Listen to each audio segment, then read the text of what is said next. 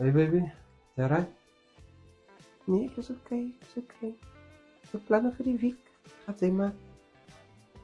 Nee, as jy baie nie. My hare gaan sny. Hare is 'n bietjie dik en dan moet ek oorvergadering toe gaan Woensdag. Regen. Oh. Moet jy alleen nou wees? Nee, ek moet nie alleen sy ma moet ek saam gaan. Okay.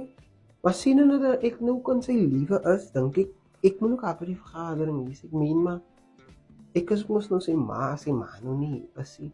En 3 ore, paar ore is mos beter as 2.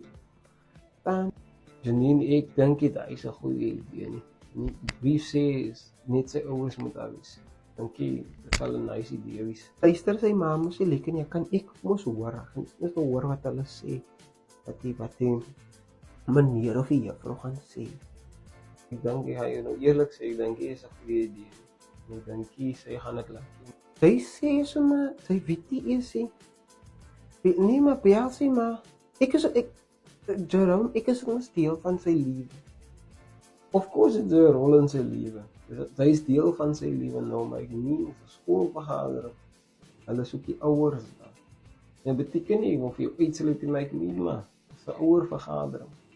Sy sê sommer is 'n slegte idee, maar sy bel sy maar vind sy uit by haarself of sy alright gaan wees met my wat saam gaan of nie.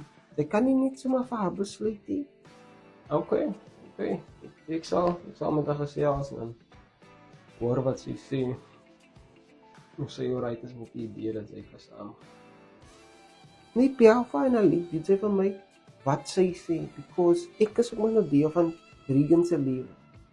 Sy kan nie net van my uitsluit nie. Nee, ek wil ook haar wees vir hom.